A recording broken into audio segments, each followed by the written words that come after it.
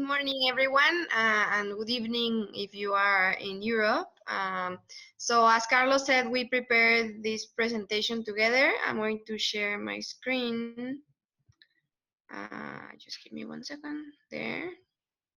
Um, so, I'm going to be presenting for both of us, but if you have any questions or anything, you can feel free to interrupt me anytime during the presentation. It's supposed to be a very short presentation about how democracy and the COVID-19 pandemic is going on in Mexico.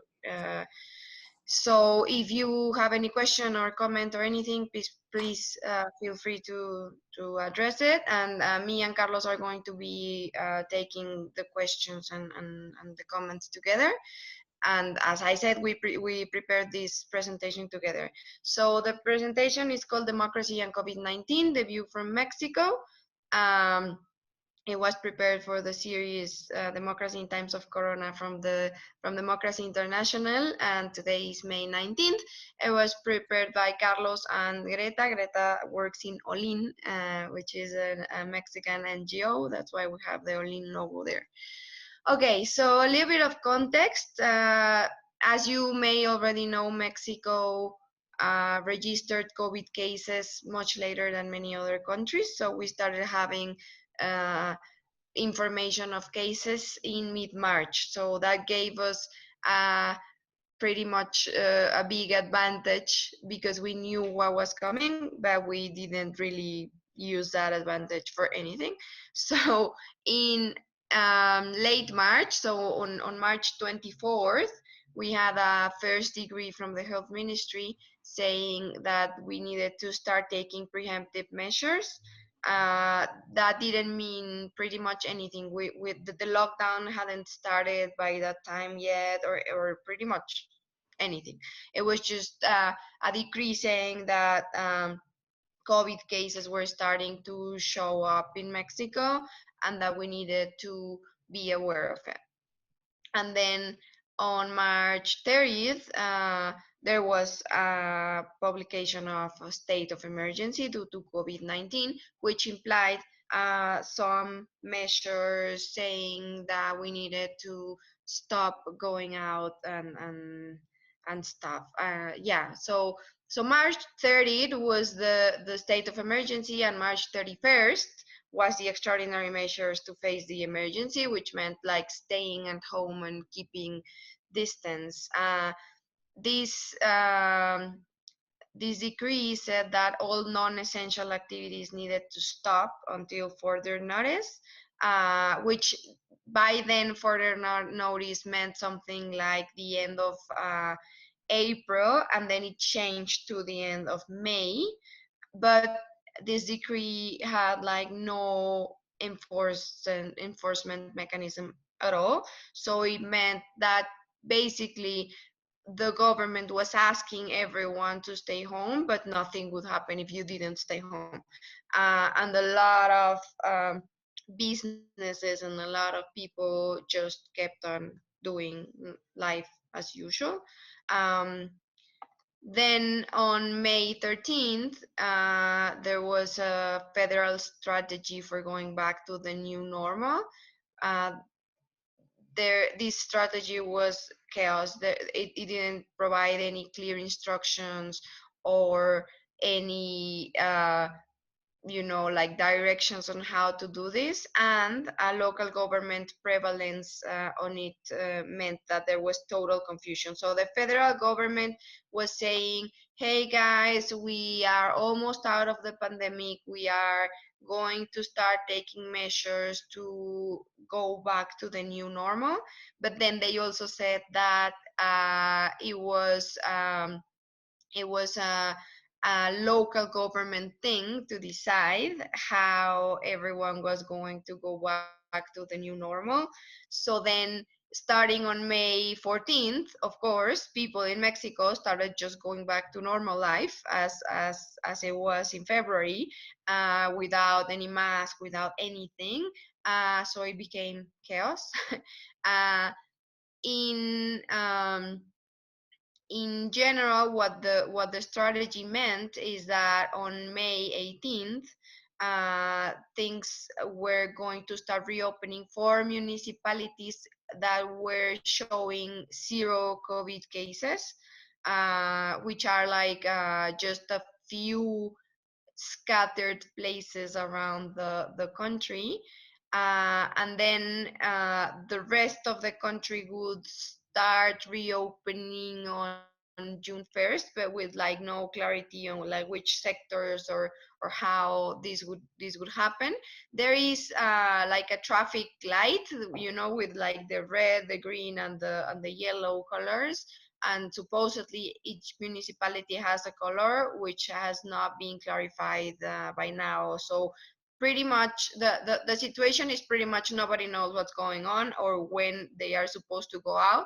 And if in this not very clear situation, a lot of people are thinking they are allowed to go out and just going out.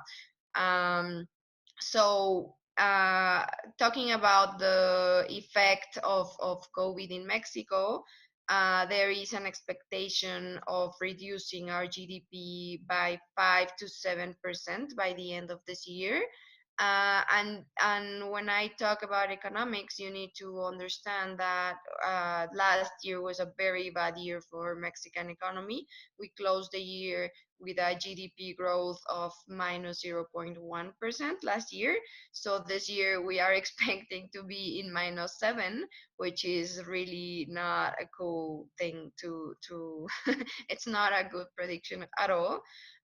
There's a lot of international pressure coming mostly from the United States to reopen some strategic sectors as soon as possible, understanding that ASAP, as today or tomorrow. Uh, Mostly related to auto parts, because as you know, President Donald Trump really wants to go back to normal. And there is a lot of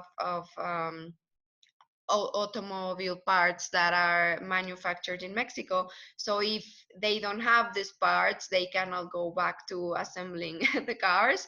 So he's really been pushing for at least some strategic sectors in Mexico to go back to business as usual. So that's pretty annoying for the Mexican authorities sometimes. Uh, and of course, there's also some national pressure to keep certain sectors open. There was this a very famous case of a guy who owns a lot of stores and banks and stuff, whose businesses remained open for most of the pandemic, and then after the new normal strategy was announced, he said like, okay, so now my stores are going to close for like 5 days, and then we're going back to business as usual. And he's one of the president's like best friends, so nothing happened to him, while other people got like a lot of like shame on media because they wouldn't stop their operation. So it's really confusing how this is being managed. Of course, every day there's more people in the streets just doing normal life. And the something that's really uh, I don't know, worrying, is that we haven't still reached the peak of our infections yet. So every day we have more and more people getting this disease, and of course we have a lot of people still dying from it. And now, well, that was the context. Now, what's going on with the Mexican democracy in this crisis? Well, of course, you know that Mexico considers to be a democratic state, but there's a lot of things that have been going on during the pandemic. So, for example, the Federal Congress um, unsuccessfully tried to pass a law enabling the president to make discretionary changes to the annual approved budget on April 30th. Thank God this was not successful, but you could even say that a lot of people are are trying to take advantage of the state of emergency to do a lot of things that would not normally be happening. Uh, there is a lot of miscoordination between federal and local governments. And there's been a lot of media around the fact that the numbers of COVID cases vary from the federal information to the local government information. So, for example, they're saying, like, I don't know, the federal government says there's 20 cases of COVID-19 people in one state, and the state says, hey, that's not true. We have records that we have 400. So it's really worrying for for a lot of people that we don't even have coordination between the federal and local branches of the government. There's this movement from 7 governors who have formed an opposing coalition to demand differentiated tax schemes for their states. Most of these governors come from not from the ruling party, but from another party, and their rationale is that their 7 states, are producing, I don't know, like 1/3 of the GDP, so they demand to have like special conditions, which is crazy, especially in the context of this pandemic. Uh, there have been some purchases from medical supplies to some enterprises that were founded by government officials, close family members, and this was particularly horrible because the supplies that were purchased did not meet the standard for for treating patients, so they had to be like they were taken back. So it was chaos. And then on May 11th, the president just published a decree legalizing the armed forces conducting public security activities throughout the territory. Just he just signed it and published it. So so a lot of things have been going on. Um, Regarding electoral processes, we were supposed to have elections, like local elections in 2 states, Coahuila and Hidalgo. They were going to get new governors and new local congresses, but now they're not. They have been postponed indefinitely by the electoral authority, by the National Electoral Authority. This happened on April 1st. We still don't have a date for when these processes will be taking place, but I think they really need to take place this year, because I don't know. I think Carlos might know, but I think the date for when the mandate of the current governors ends, I think it's later this year. So I really think these elections, that, I mean, we need to do something about this. Also, the ordinary financing and auditing functions from the electoral authority to political parties were suspended on March 27th. And there was also an internal process in the electoral authority to renew 4 board member seats, which started in March, but then it just got suspended indefinitely. So right now, the electoral authority is working with only 5 board members, which is not something that we really like. Then the PB consultations and the community participation committees were held in Mexico City on March 15th, which was almost like 3 or 4 days before the state of emergency happened. So then we had the consult, but then all processes were halted until further notice. So we don't really know what's going on or what's going to happen there.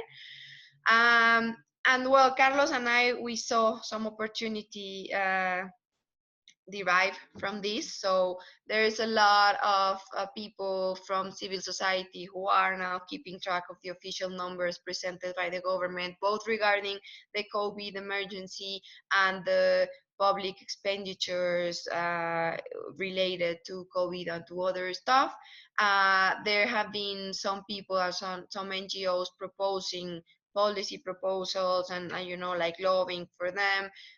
Mexico is a very solidary people, so there's of course a lot of solidarity, a lot of cohesion, a lot of like civic engagement activities that have to do with like bringing supplies to hospitals or taking care of physicians and stuff.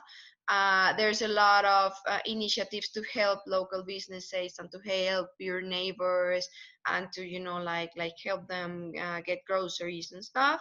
And well, as I already said, there's a lot of people who are media keeping track of government expenditures during the pandemic. So in conclusion, as we can see, the response from the Mexican government could have been better, but also the situation brought about new ways for citizens to engage and create a stronger civil society in our country. So we're grateful for that, and we hope that we can still face this new pandemic a little bit more orderly and a little bit more with better communication between the government and the citizens. So I'm gonna end the presentation now, and we're going to open up the forum for questions and comments, and anything you want to say is welcome now.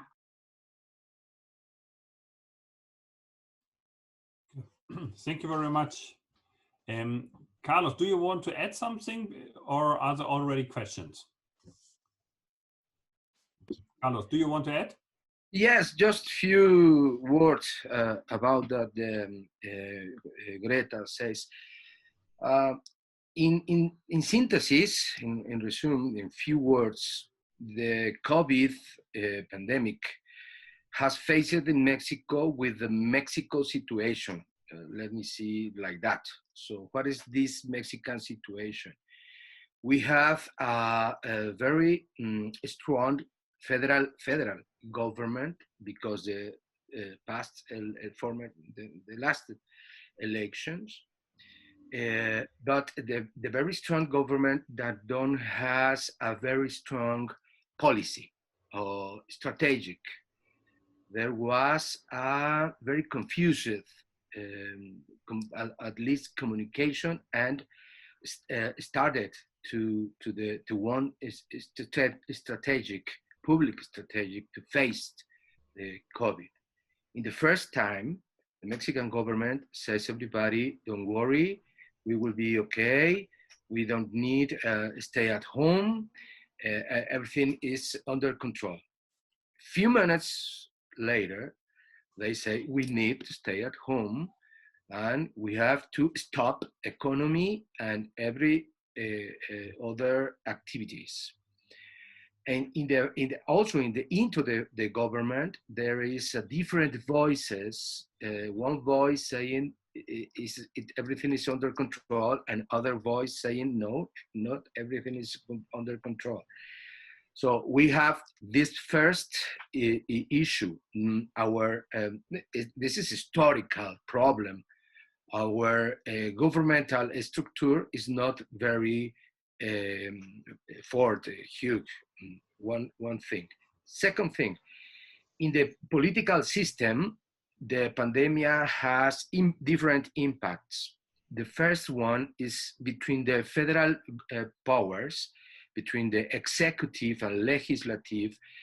There is a new relationship since the last elections, but at this moment, for example, the executive, the president, present initiative from reform to have a lot of more attributions to decide without question anybody something critical, some critical issues matter in the financing of budget, public budget, for instance. This is a kind of authoritarianism trend, view. So, and in the way, in authoritarianism way, danger for democracy. In the Congress, they say no. Very, very, very strong negotiation, but they say no. They don't call themselves to have a meeting and decide. So this is the way to say no in Mexico.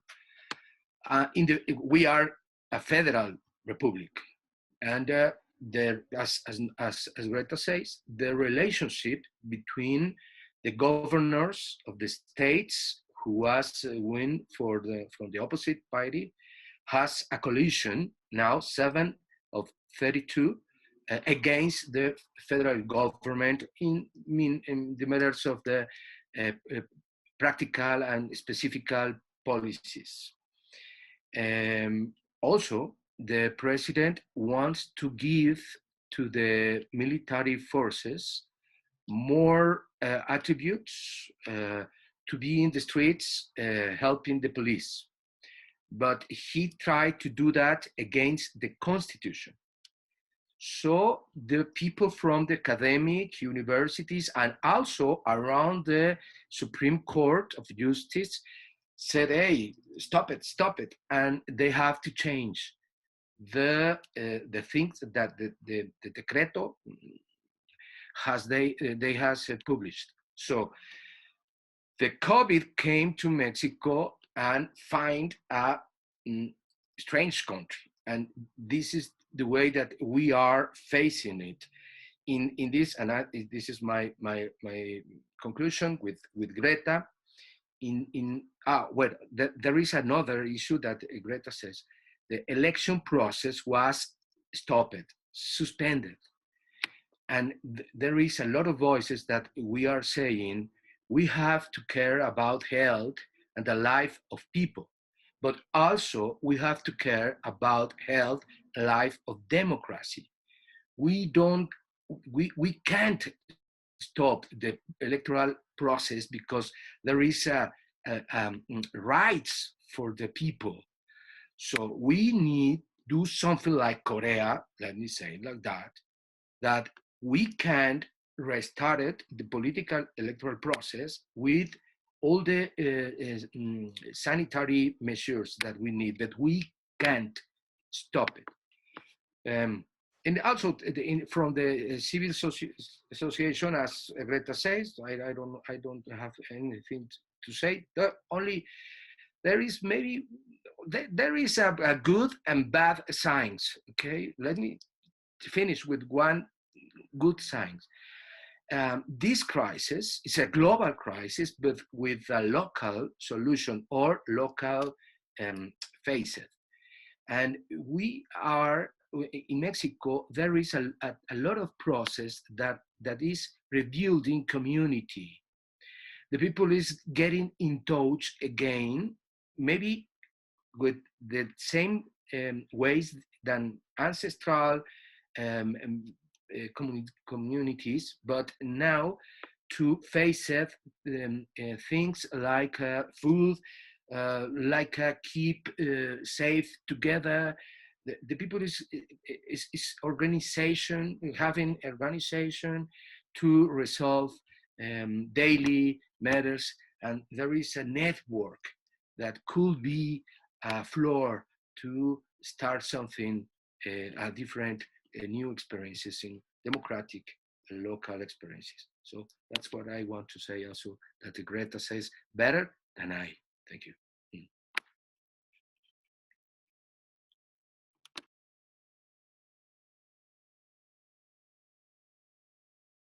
I think you're, yeah. Thank you very much. It's very, interesting to see where there are commonalities, but also where the differences are lying in between, for example, Mexico and Germany. Yes, other comments, questions, or discussion already here. My proposal is just to open the mic and start speaking. I think it's not necessary to raise the hand, only if you have very much, but we are with so many people. Andreas has raised his hand, so. Okay, Andreas. Thank you. I have two questions. One thing is that this is something I just want. You said already something about that, but in Germany, or I see it also all over Europe. I mean, I think the media coverage in the last few months has changed. Especially, it has changed that there's more criticism, but this also, or this whole discussion also in society in general, brings more polarization, of course. So we have on the one side the people who are really supporting the government, the decisions, the measurements, and it seems to be it's like it's like a yes or no question, no gray lines in between. So it's a little bit strange. On the other side, of course, you have the people who are really thinking limitation of basic rights. And, this is not we should not do that, and COVID is not as dangerous as it seems to be. And so maybe you can explain a bit more how this general atmosphere discussion in Mexico is at the moment. And then a special question, maybe to Greta, but also to Carlos, if you have any thoughts about that. How is this Corona situation especially affecting your work at your NGO? So because this is of course interesting for us as Democracies International. You already said there are new opportunities and new networking possibilities, but also maybe some things which you can't do at the moment, which really, maybe limits your possibilities. So maybe you can tell us more about that. Maybe I can try to answer the first question. The second one, also the first one, if she wants, Greta can share is how it affecting the ONG, because she is very involved in this matters. Briefly, the media and the crisis and the government information. First, we have a very strong problem in Mexico about data, official data, whatever data. It doesn't matter, COVID or clima or economy or the football league, doesn't matter. We don't trust in official numbers because we have experiences that the official numbers from the government not always are clearly and are confident, are really. So we have this problem now. The government says, as assessed yesterday, we have 5,332 people dead in this crisis.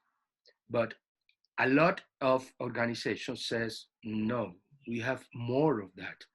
And there is also organizations from the people who is working in the health, in the hospitals, that says, I saw the numbers of my community and there is not the real numbers, So maybe the government has the real numbers, but the social perception about the official numbers is there is no trust, not confidence. There is a problem because you need information to know what to do. If we are in really danger or not really danger situation, I really have to keep in house and I can't go out to work in the street because we have economy that more than 50 or 60% works in non-official, non-formal economy. It's the people that is selling tacos in the street to the people that need to eat in the street. They can't stay at home. This is one of our problems in kind of our societies, very inequitative society. So we don't have trust as society in these numbers, and it makes a pressure in the relationship between media and government. But also we have with or not with COVID, Corona, we have a very strong tension and confrontation between the main media, printed media, and the government. So the government, every case of people of voice, critical voice, The president says they are the conservative political force and they want to hit us. He is not discussing the matters of the numbers, but the voice, the critical. I hope I am explaining well. It's a problem because also we have to say it really. There is a very strong economic interest of it behind this media, and we have a very divided, polarized society, and it is around this relationship. In general terms, I can say that the most great part is a conflict between government and medias. Most there is very few medias that is very empathy with the government. The government also have their own medias to spread their information, and they use it very well, I say. But in the opinion leadership, there is also a majority, maybe not in the positive, but very critical. I think this is the environment. I hope I answered your question, Andreas. And the OG, maybe Greta, or also if you want to say something else, please. Yes. Thank you, Carlos. I think you did a great job explaining that. I just want to add to what Carlos said that our president is a very interesting character. I mean, like if from like a psychological examination, he is this kind of like very strong leader, let's say, and he believes that he is the owner of the truth, which is something that does not really combine with a democracy. So sometimes when the media present information um, that does not reflect exactly what he wants, he goes on and rants, against the media. So, for example, some weeks ago, the New York Times, which, as you know, is not a Mexican media, they presented this news coverage saying that they had. They had a very good source saying that the Mexican government was not hiding, but maybe mispresenting the number of infections and deaths that we have had because of COVID. And instead of saying like, hey, we will look into this or like something will happen, the president goes out and says the New York Times is not very ethical in doing that, and the New York Times is wrong, and we should not listen to them. And the problem with that, as Carlos says, is that we are very polarized right now in Mexico. So you can either love the New York Times or hate the New York Times now. There's no in between. And if you happen to say that the New York Times may be right because it's, this world-renowned media, you will automatically be tagged as a conservative and as someone who is against the president and the transformation that he's bringing about. So that's the state of things in Mexico. So as you can see, this is a threat to our freedom of expression and our freedom of getting information, like real information. And regarding Andreas's second question, how has COVID affected civil society in Mexico? I think it really depends on what kind of civil society we're talking about. In the case of Ollin, it did affect us a lot. We were at the beginning we were kind of panicking because the year was getting started and we were just like, like moving stuff around, and we had plans of coming to Switzerland in September, and like we were planning on a lot of things, and we were trying to get our sponsors to, like, support us and stuff, and then suddenly everything came to a pause. And we didn't know what was going on, so we started working from home on March 15th. Well, let's say like March 17th. uh, we have been working from home ever since.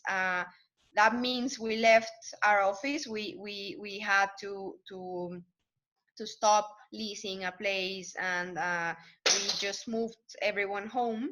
And it took us a while to get adapted to that, but now we are doing much better. We started seeing that, for example, we have opportunities that we didn't have before, because since everyone is at home and everyone is cooking, for example, that means they have like some spare time that before they didn't have.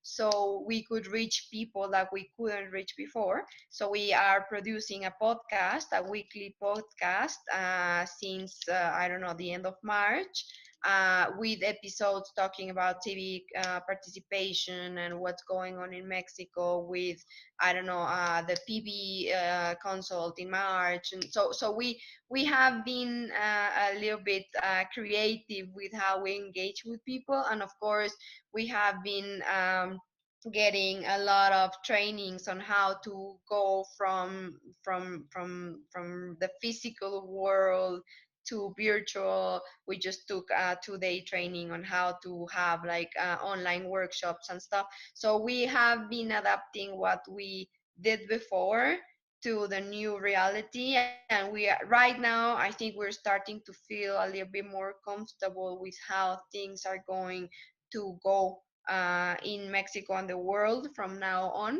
But it was a big hit at first, but I think we are being able to adapt, and that makes us as an organization very lucky and very privileged, because I know that not every organization has the power to do this, or the means to do this. So we are grateful for it.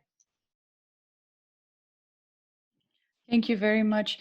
We have 2 questions. I believe the next person was Klaus Hofmann. Yes, thank you. I have basically 2 questions. For me, it's not 100% clear where in Mexico the structure of the political system, who has the last say about decision, who makes the decision. So in Germany, maybe you heard it from far away. We found out that it is in our system not the chancellor, it's the governors. You can compare to the governors in the Mexican system. They took the decisions in their hands. And the interesting question is, because today I read that 4 governors said they will not reopen schools, which is obviously a wish of the federal government, the national government. Second question is, if you compare it, this situation now in COVID-19 with the situation 12 years ago, where the origin came from the swine flu in Mexico, where this disease was coming from Mexico, as they reported. How would you say it's different?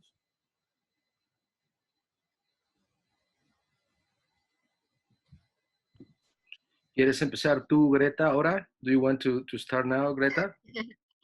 Okay. Sure, but of course I want you to say something after me. So who has the last say to take decisions in Mexico? It really depends on the situation. The truth is, we most of the time we don't really know. But in this case, yeah, it's funny, but it's also really worrying. In this case, I think the last say lies with the local authorities. So the governors in each state are the ones who are going to decide how they are going to reopen to economy and to like normal life again. But then there's also a federal plan for that, which is not obligatory, but you are supposed to observe. So, I mean, in a nutshell, we don't know, and it's total chaos. Sorry if I sound like like very anti-government, but this is how I feel today. And what's the difference between this COVID and the H1N1 pandemic? Whoa, that's a big question, and I have been going through this question in my head a lot. I have to say that for the H1N1 crisis, I was not living in Mexico, so I didn't really experience it. I was just following it through my family and through the media and stuff. But I think that the main difference was that number one, H1N1 was not as deadly and was not an unknown disease. It was a pandemic, yes, but it was not so big. I think. I mean, like in the effects that it had in population. That was number one. And number two, I think that what happened was that since it started in Mexico, and Mexico was very open about this, and Mexico was having another kind of leadership, let's say, at that time, which I don't want you to think that I was a fan of that government either, but I just think it was a different kind of leadership. So I think that at that time, what happened was that Mexico decided to stay at home and to make this a little bit more enforceable for a very short period of time, which was, I think it was like 2 or 3 weeks, where people in big cities in Mexico had to stay home, and they did stay home, and that helped to reduce the contagion spread. But I think that we are facing a very different thing right now, because number one, this disease is much more deadly, and I think it's also an unknown disease, and we really don't know what's going on right now. It's also much more contagious. H1N1 was not as highly contagious as this one is right now. And I think it also has to do with the fact that, as some media have said, and I don't know this for sure, but I think that the Chinese reaction to COVID-19 was not being very communicative in the beginning. So I think that really had an effect on how this virus got spread throughout the world. At the beginning of this year. So I think those are the difference that I can see right now. Carlos, what would you say? Yes, thank you, Greta. As maybe in every country, one thing is in the political system. One thing is how the political system is designed, how the political system is used. From your question, dear Klaus, who made the last decision? It depends of the kind of decision, of course. For instance, for the budget decision, obviously the executive branch has the last decision, but they need the last word from the legislative. That's the reason, because the president cannot use the public budget free as he want, and as he asked for the legislative branch to do. The legislative said no, so they have the last word. Maybe not the last decision, but at this time the last word. Now, in the states, as you said, 4 governors says we are going to open schools after you are asking us, Mr. President, and do what you want to do, but we are not going to do what you want we do. Because there is a legal attribute for the government in the state level, in this federal republic, to decide not the content of the public education, but the administrative issues. So they can do that. They can. It's different kind, but in the real use of the political system, as history trend here in Mexico, the last decision is taken by the executive. I mean, the president is more heavy power than the legislative, of course, history. Now we have a different relationship, but the trend remains the same.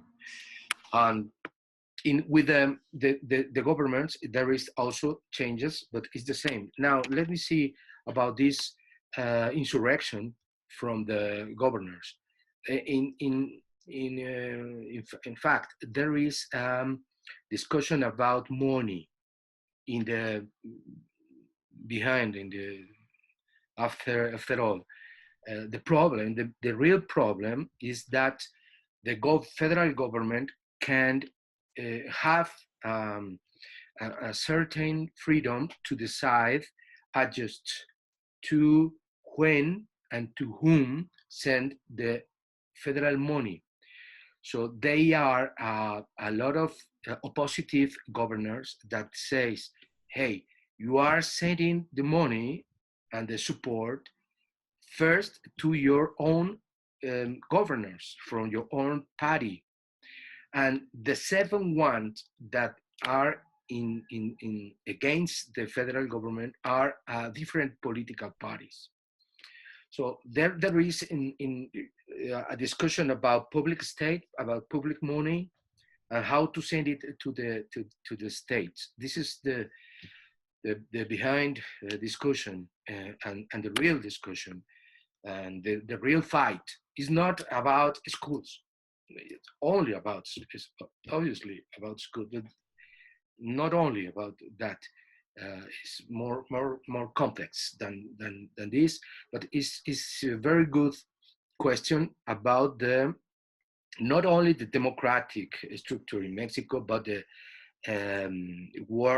way that this political system works now in Mexico, that we are in a very special conjuncture, a very special moment.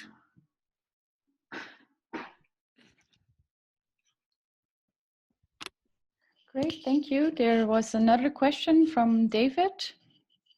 Yeah, I think we have to realize that the states are going to continue to follow the neoliberal model, which basically makes democracy impossible. And this is being challenged in many different countries by local regions or local communities, you know, and I think it's a great opportunity for us to convince people that, you know, they do have to have more democracy and run their own lives. I have posted a link here to the project that I have proposed for my area. This northwest part of Copenhagen has really got the most vulnerable population, you know, and we're suffering from a lot of different negative stuff from the government up here.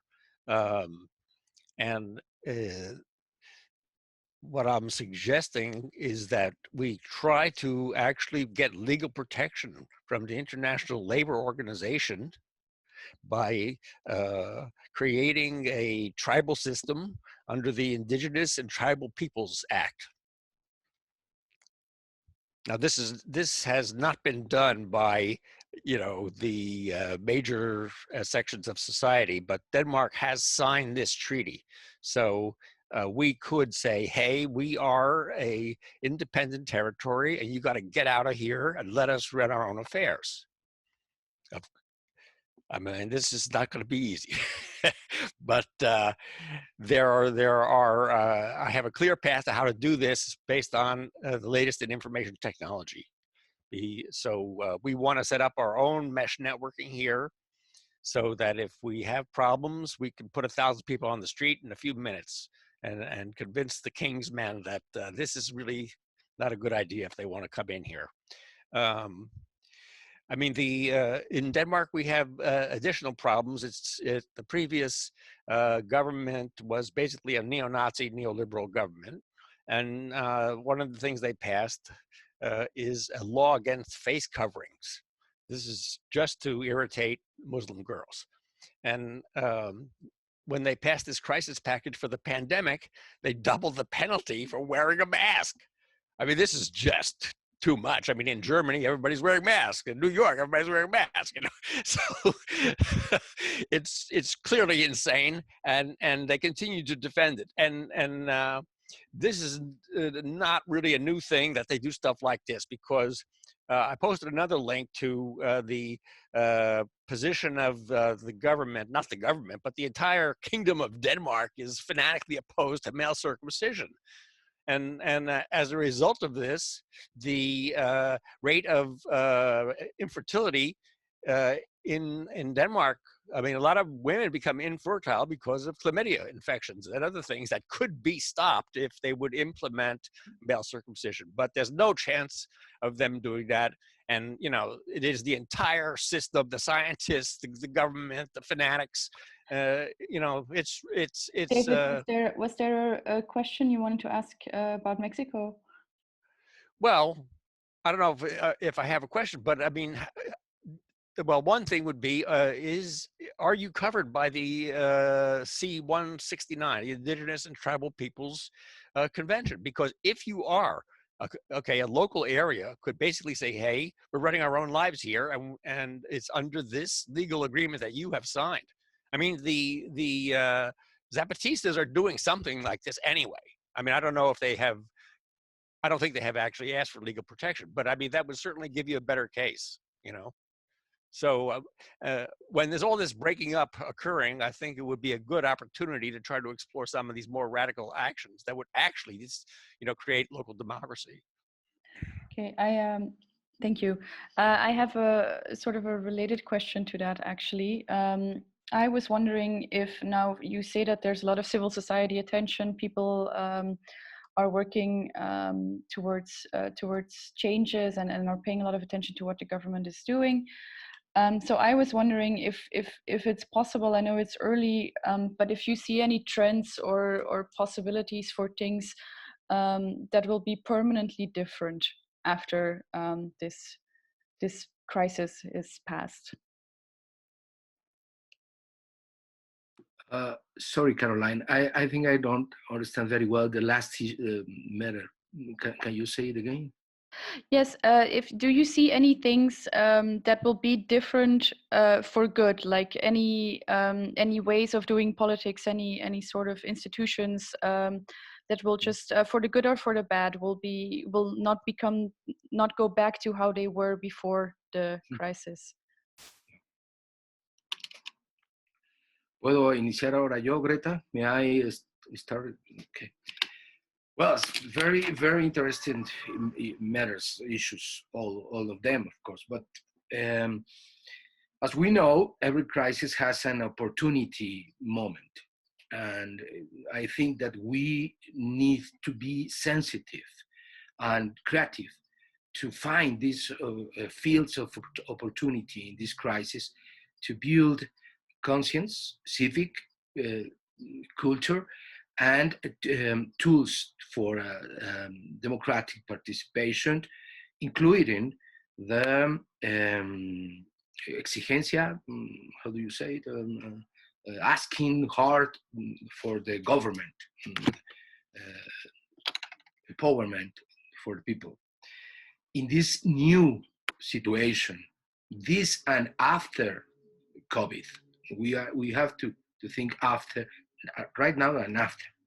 The labor matters are one chapter, big chapter in Mexico in this crisis. Just let's start thinking that the first people that was affected for the pandemic, not in the health, not by the virus, but in the social consequence and political social consequences, was the workers, because they, as I said, the workers in the informal economy can't stay at home, and they don't have any medical, public, or private support. They don't have. And they live in homes, maybe 8 or 10 or 15 persons in few meters. So if somebody is going to be exposed to the virus, is that people. So in the first time. The second time, the first economic consequences of stop everything was or is that the people is fired from their work. In one country as our, it means that they are fired without rights, or with not all their rights. So there is a labor cause, a fight, a charter in this matter. Also, for instance, here in Mexico, we have something like a modern esclavism, that the persons, the people that is working in your house to clean your house, the home workers, we say something like that. I don't know how to say in English. All maybe the 98% are women, poor women from the poor regions of our country. Also indigenous, a lot of them. Okay, that people hasn't any labor system to protect them. So as I said, there is maybe the labor matter, or the labors matters, a few of them, are one chapter of this crisis and this opportunity. There is maybe not a lot, but there are many civic and non-public organizations, non-government organizations working right now with that people in that chapter of the labor matters. Also, there is a civic initiative in the Congress to the universal salary, something like unemployed support money to give to the people. In that cases, want public and social support in the crisis. So there is, of course, the labor field is one of the most highest of all. And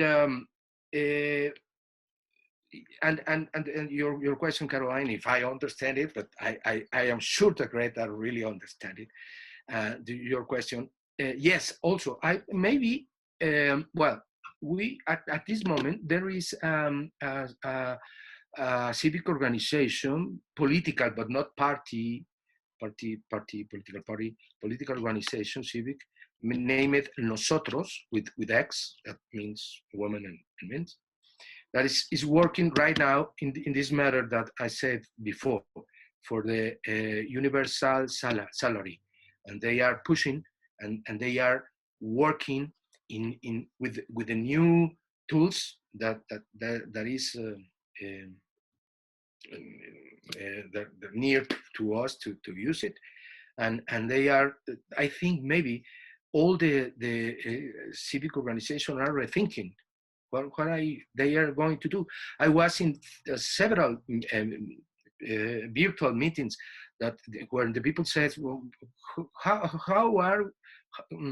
what is the new way to the civic participation? Because we only think in civic participation with the people's meeting, physical meeting in assembly or voting or in manifest, well, in the streets and take it together. But now everybody has to be in the house. So I think there are a lot of new things, just sharing, just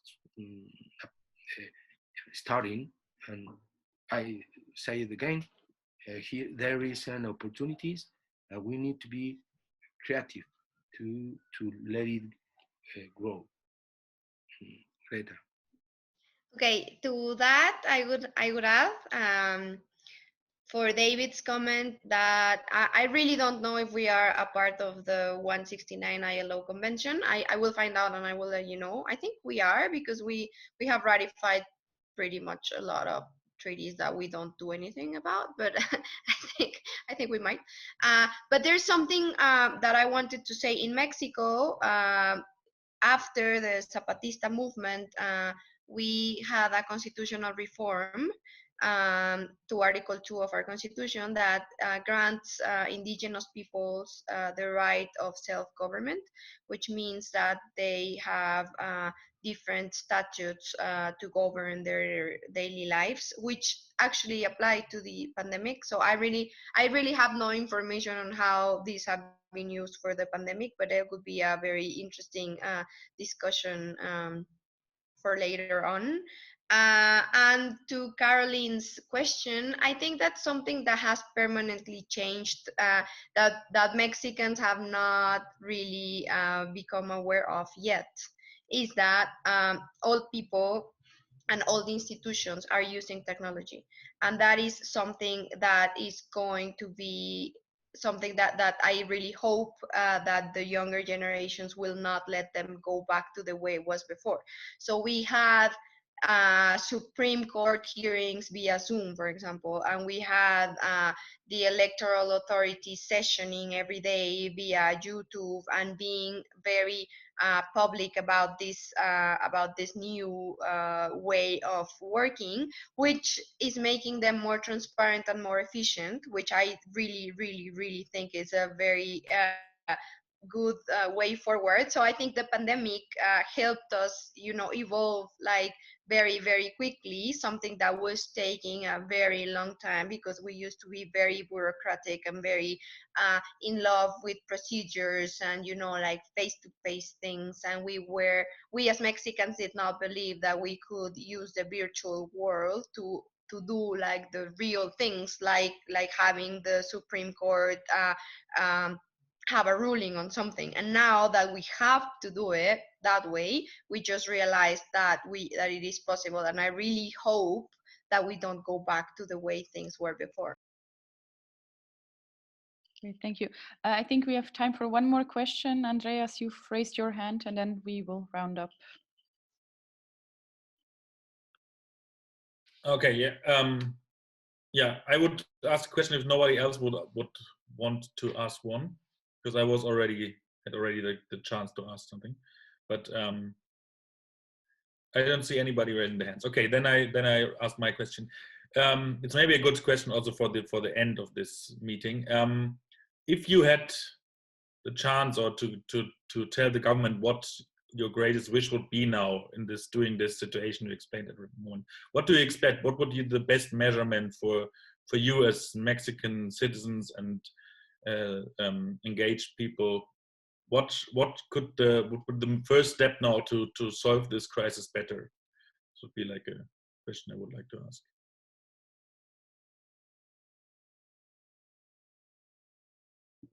Bueno, ¿quieres que empiece yo, Greta? Sí. Okay. If I understand what I am expecting that the government do to enhancement the civic participation, that's the question. Well, I wish from the government that just let the people work. Just let the civic organization build more strong and have a more strong voice.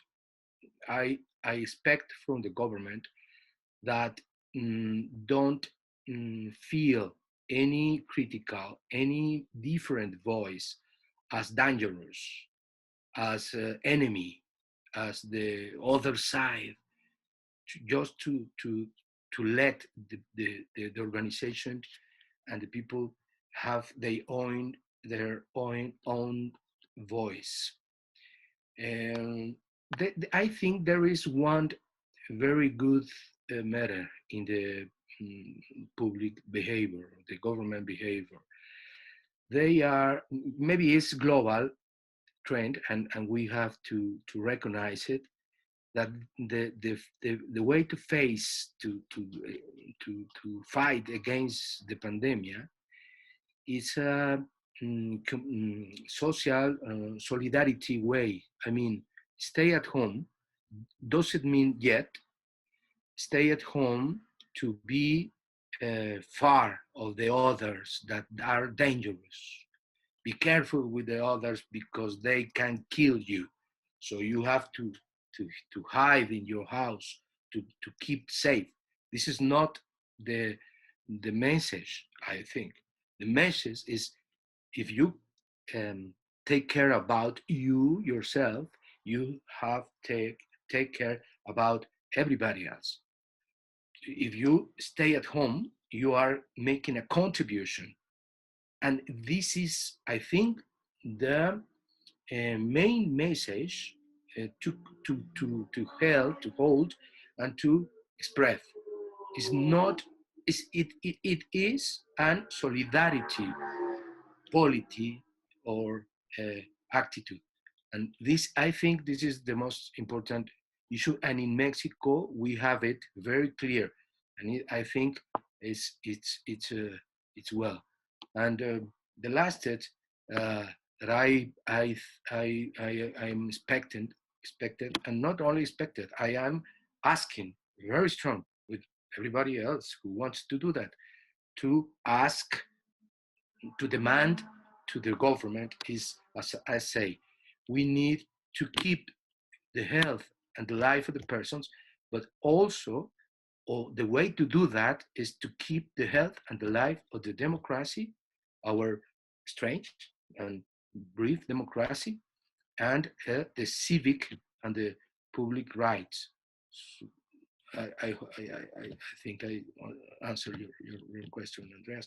And also, as David, somebody else says, Cesari, there are really a very important network, maybe rebuilding or maybe building between different civic organizations, and they have influence, and they are taking part of how and who take the last decision.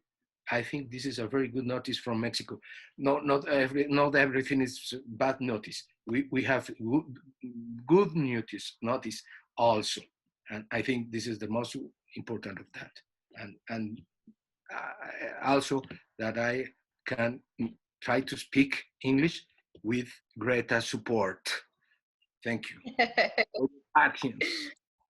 You're doing a great job, Carlos.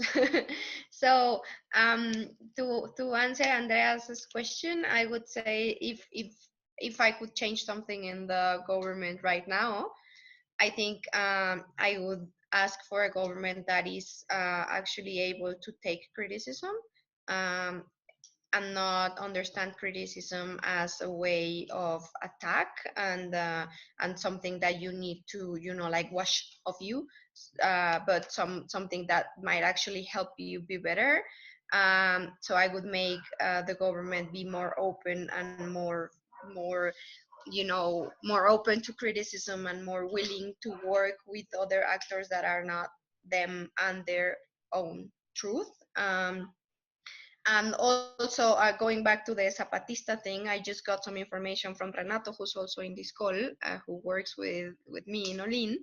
And he says that Zapatista communities, well, indigenous communities in general, are closed. They decided to stay home to treat COVID as a medical emergency, and to let the government know that they don't agree with their handling of the emergency. So that's what's going on in the indigenous world in Mexico right now. Great, thank you very much to both of you and to all of you for joining.